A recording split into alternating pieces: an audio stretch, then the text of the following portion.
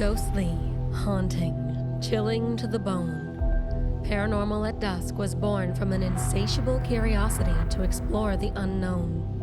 Welcome to an eerily fun podcast episode with Paranormal Podcast at Dusk. Happy haunting.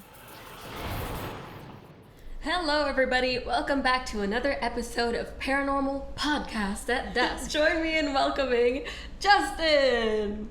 Hello. Hello. I'm back. I'm back. Back in black. Guess who's back. Back again. the like furtive nod. Yeah, okay. Welcome. Thank you for coming and joining me again on this podcast episode. Thanks for having me. Awkward silence. In between everything. Just everything. It's just like, oh, hello, welcome. Thank you for having me. I didn't know you wanted my input. You didn't really need to say anything. It's fine. Oh, we are back again to do another episode on the Cryptid series. Mm-hmm.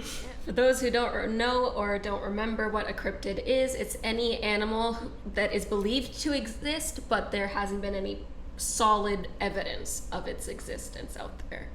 Usually they're folklore creatures of some sort, whether it's actual folklore or it's just like urban folklore, like something that's made up, like maybe there's some Ohio guy that's like, hey, I saw a badger with spikes on it. Yeah. That's the spikager. Sure. That exists now. Right. And then this fella rounds up these believers of the spikager. And because there's no actual proof of said spikager existing, this makes it a cryptid. Yep. Wow, that was... Thank you for that.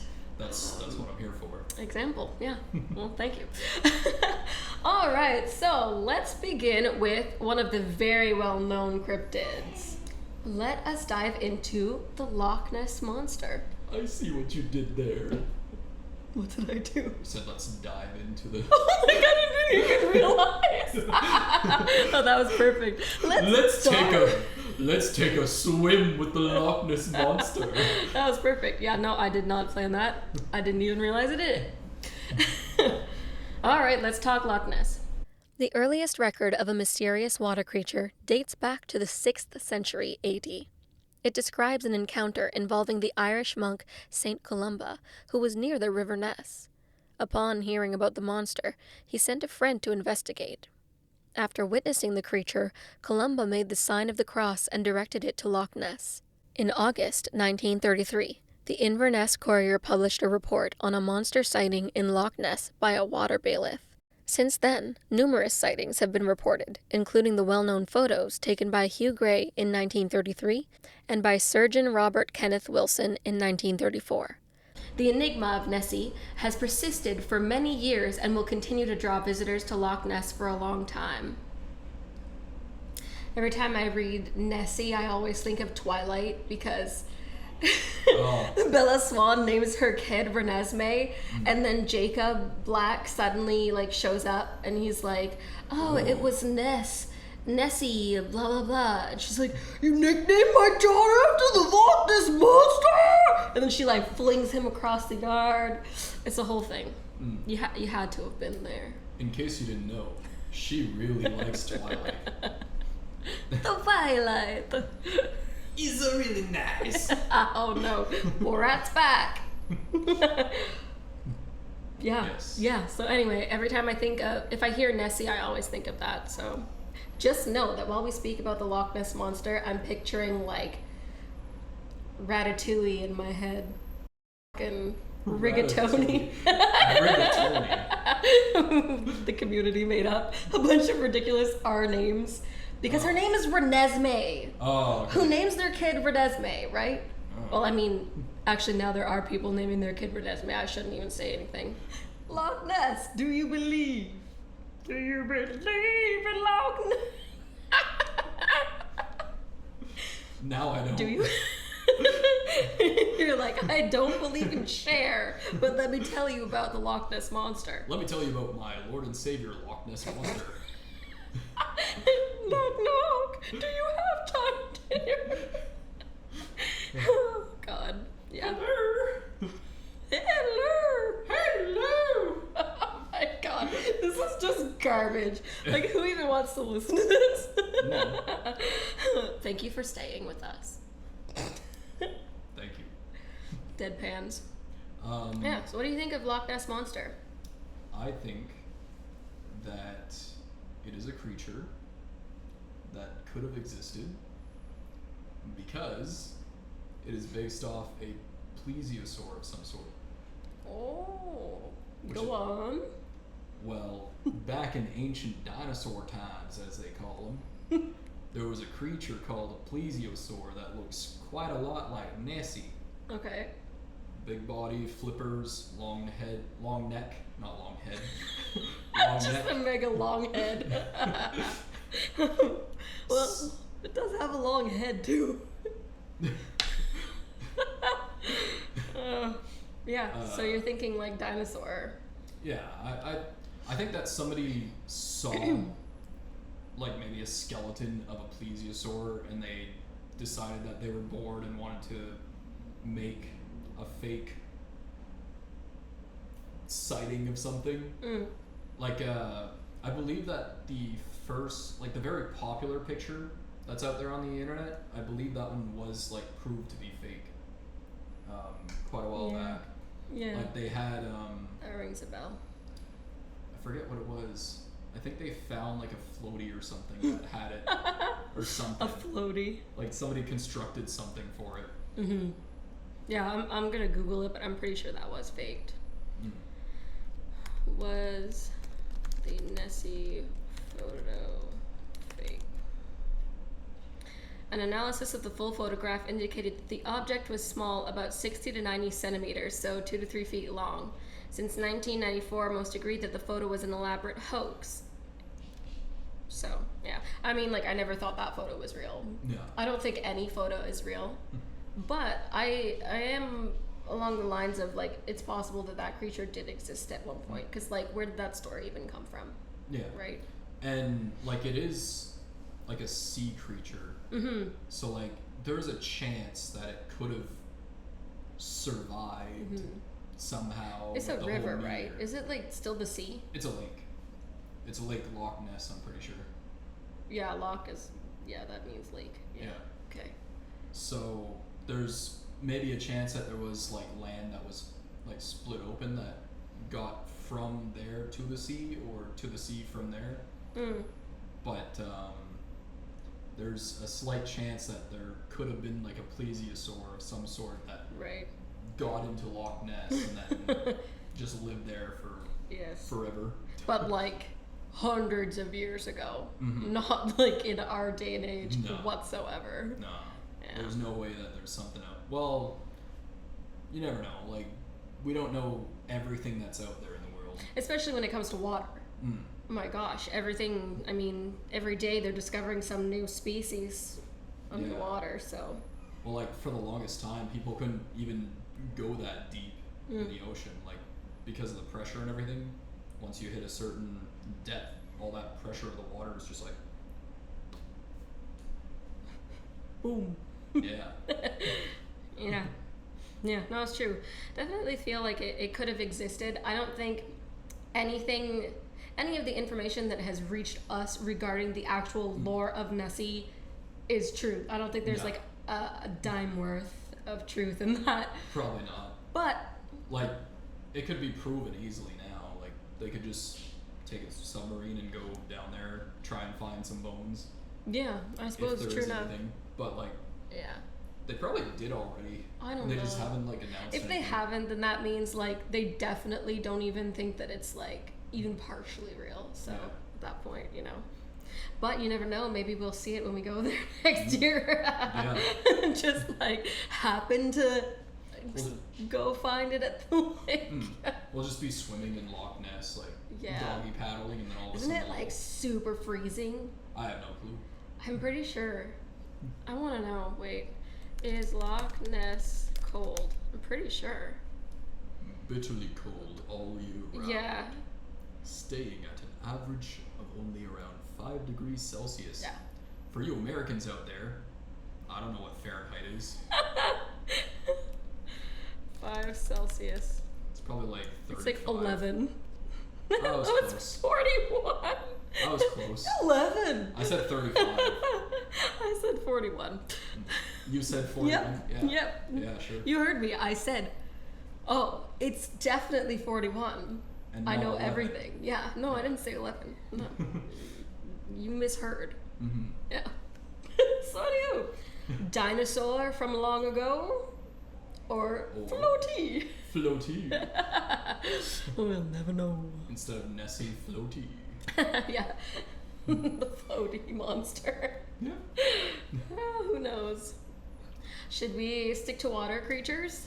Yeah, I was just thinking the same thing. Talk about as I'm looking at the list. The prompt. All right, let's dive in and discuss the Kraken. I'm gonna so zoom in on that. Oh, did you know that the Kraken was Norse mythology? I did not. I did not. Did you know that it's actually possible that it is real? No, I did not know. Tell me more. Well, you see, back in the day, well, there's 2 species of like bigger squid that are out there: the giant squid and the colossal squid. So chances are that back in the day, like the olden days when the Vikings or whatever, whoever created the myth of the Kraken, they might have just like seen the tentacles of a colossal squid or a giant squid that's like just wrapped around their boat. Mm. And that's where that myth could have came from, but no one really knows for sure.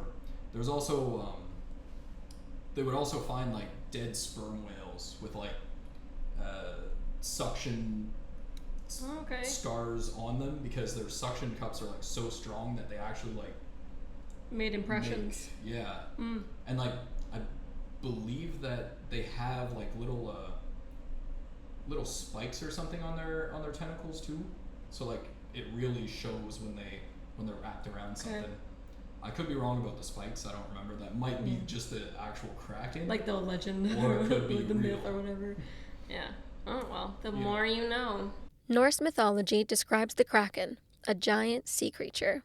Its name probably comes from the German word for dragon. King Sverre of Norway referred to the Kraken in 1180. People thought it was as large as an island, lurking in the waters around Norway, Greenland, and Iceland. The Kraken would attack ships with its massive tentacles or create powerful waves to sink them.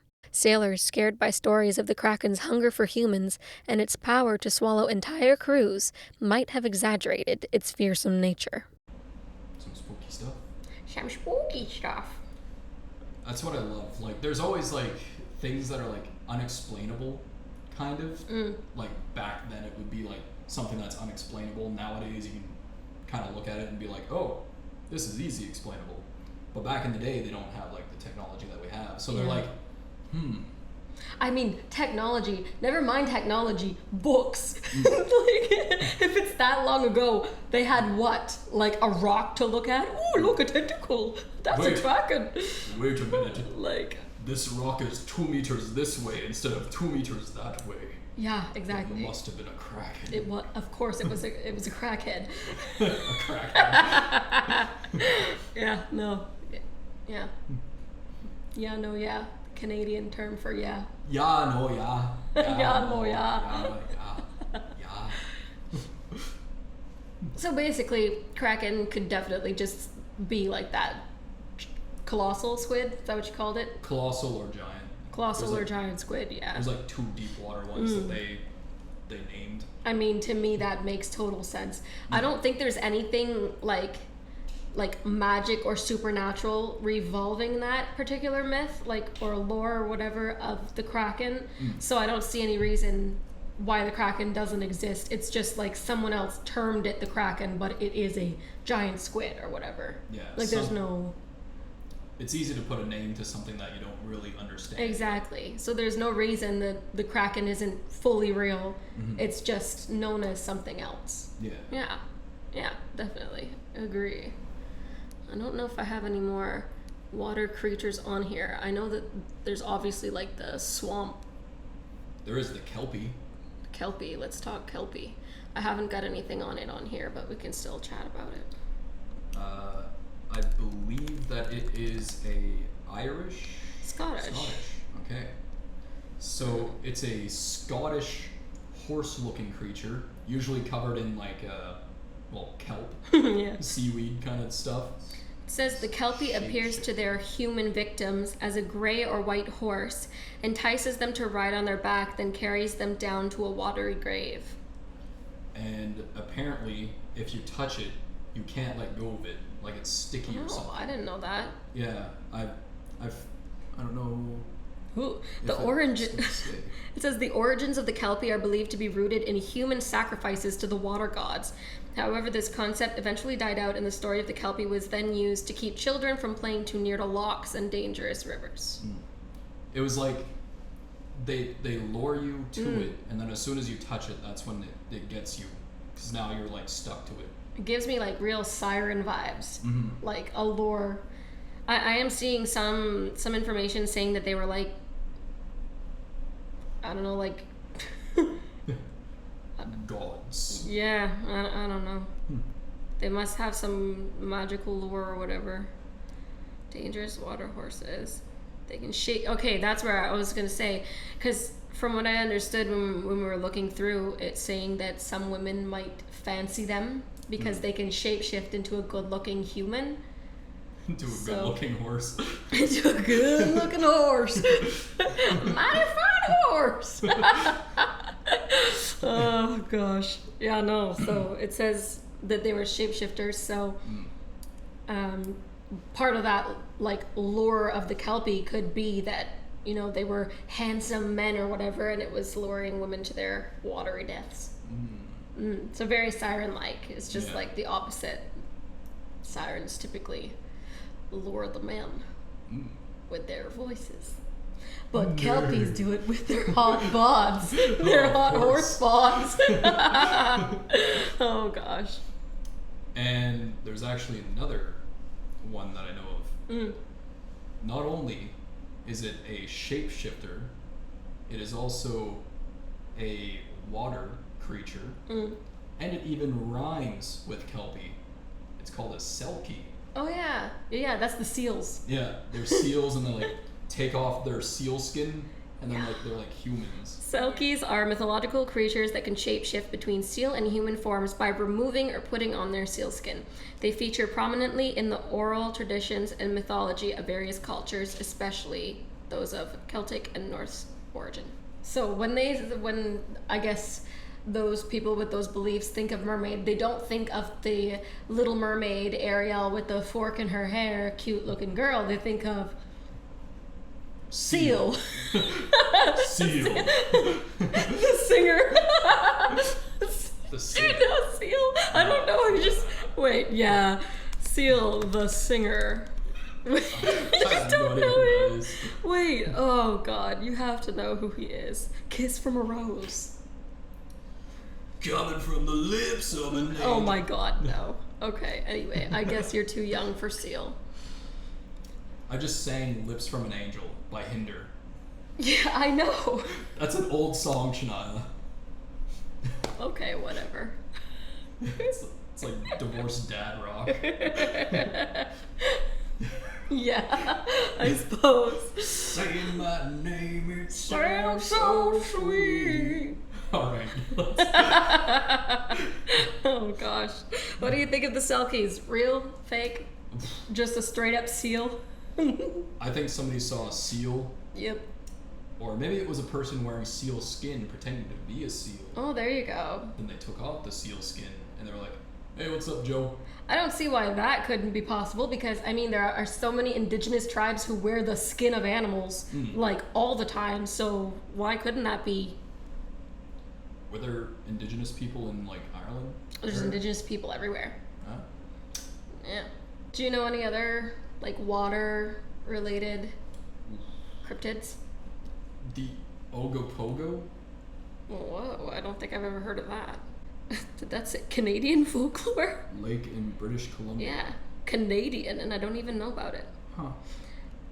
In Canadian folklore, the Ogopogo is a lake monster said to inhabit Okanagan Lake in British Columbia, Canada. Some scholars have charted the entity's development from First Nations folklore and widespread water monster folklore motifs.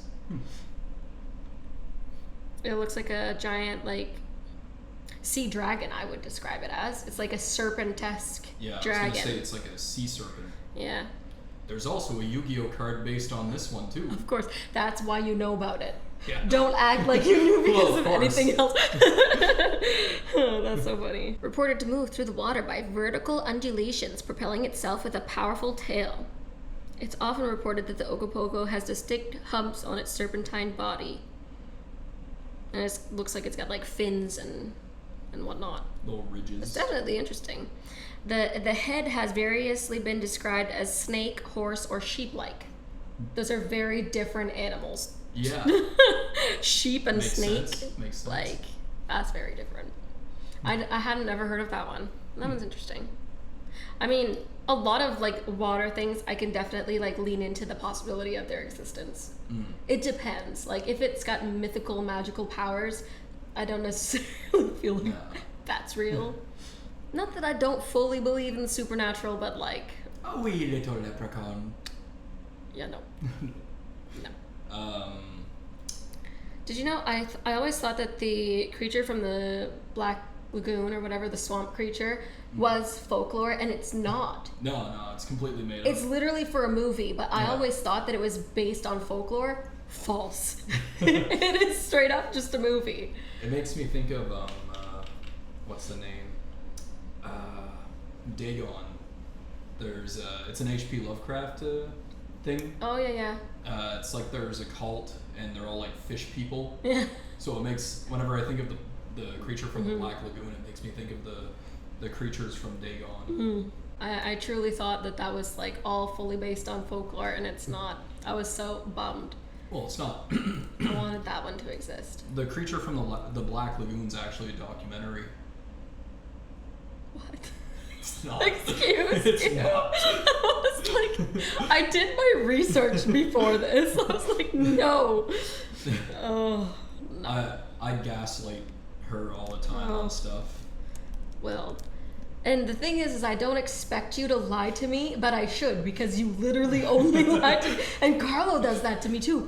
He straight face tells me facts, and I'm like, like I'm not really like convinced, but I'm like, well, why would he lie to me? That's a little weird, but like that sounds coming from you, it's kind of believable. Well, I don't know. I'm like, why would you even say it in the first place? Like, oh God. I mean, there's lots of like mythology, like the Nereids from Greek mythology or Roman mythology, or whichever There's you also, subscribe like, to. Water nymphs, stuff like that. Yeah, river Different- nymphs. yeah. There's like a whole chockload of them. Puddle nymph. But that's going into like religious mythology, kind of like more like belief systems rather than actual folklore that like people well, I suppose some people truly believe that these like river nymphs exist, right? Like, even if most folks don't subscribe to that belief, people do believe that. Well, people believe a lot of things. Yeah. Just like the sirens are also Greek. Sirens were sea nymphs that lived on the island of Sirenum Scopoli. Whatever that means. Sirenum. Scopuli. They were the daughters of Sato, the sea monster. They turned out pretty good for coming out of a sea monster. Yeah. Japanese water spirit Umibozu. The Filipino Bakunawa. I feel like I've heard of that. I've heard of both. I forget is? what the Umibozu is. I should know what it is. I love yokai are basically like Japanese cryptids. Okay. Like, they have tons of like really interesting ones. Like, a lot of it is like items that were abandoned or something. Like, there's one where it's a parasol and it just like has an eye and a tongue. that like sticks out. Like it's a cursed item or whatever? Yeah, Yeah. basically. Okay, gotcha. And they have tons of like interesting ones, like the kappa in Japanese myth. It's a I've heard of that. yeah, it's like a water one. They look like kind of like ducks. Like they have like a bill, but it's more like pointed rather than like a weird shape of a duck bill. Okay. So I found the Bakunawa is a serpent-like dragon in Philippine mythology. It's believed to be the cause of eclipses, earthquakes, rain, and wind. Generally believed to be a sea serpent, but are also variously believed to inhabit either the sky or the underworld. Its name means bent snake in English, from the word baku meaning bent or curved, and nawa meaning large snake or python. It is mostly believed in the Cebuano mythology. Nawa sounds like naga. It's like very similar sounds for snake, because naga is also snake. Yeah. Well, it's like a snake person kind of. Yeah. Yeah. That one's more magical. Yeah. Kind of like how we touched on the Greek mythology of water creatures. Well, this feels very much Much the like same. Yeah. all the yokai in Japanese. They're all like basically mythical, magical kind of things. Yeah. And umibozu is like just it's like a man. A man. A sea man. It's like a shadow. Yeah. Well, umi is Japanese for sea, I think, or ocean. Oh, what does it say? Sea priest. Okay, so so umi is sea, and then like bozu, I guess, is sea is the priest. It says it's a giant black human-like being and is the figure of a yokai from Japanese folklore. Other names include umihoshi or umiyudo. Little is known of the origin, but it's a mythical sea spirit creature, and as such has multiple sightings throughout Japan. Again, another more like mythology thing. Yeah. Rather than like a small town like sighting situation, more of like a story you tell your children at bedtime situation. It's definitely interesting to By learn the about. way, there's also a Yu-Gi-Oh card called Umi, Of course there is. which is just the sea. Water creatures are scary. That's the wrap up. Well said. Well, like, what would you rather be attacked by? Something that's like on land where you can actually have the chance of running away, or like you're stuck in the sea and like a tentacle grabs you? How are you gonna swim away from that? Something that's adapted to swim in the water. But let's be straight here. They're scary. I would not be fighting back any of the creatures. I would want to die quickly because I would not win the fight. So, Hey, Bigfoot just snapped my neck real quick. well, honestly, what would I rather? Getting beaten to shit by a Sasquatch? Like flung around and shit? Bit on, gnawed on, starved? I don't know what he's gonna do, skin me? Or would I rather be able to go in the water and immediately inhale and die? I'll take the Kraken over the Sasquatch. True. That's where I'm at. Because I ain't fighting shit. Okay, Like- but what would you rather be in the woods with? A bear or a Bigfoot? A Bigfoot. I'm looking to make friends, not be food. I have a better chance with the Bigfoot. Yeah. Oh, God. You hear that, ladies? We're not gonna do that. Sasquatch over a man any day. Maybe it's Harry and the Hendersons. Maybe it's just Harry. That's what it is. Yeah. You never know. That's old school. Could be a very friendly Sasquatch. You don't know until you find out. Mm. Maybe that's why there's no proof. Yeah. There are people out there who got the proof, but the Sasquatch ate them. Or he was a very nice Sasquatch with a British accent The British accent. who just said, "Please don't tell anybody. I don't want to be discovered." Please, sir, may I have some more? And then, they went away, never told anybody.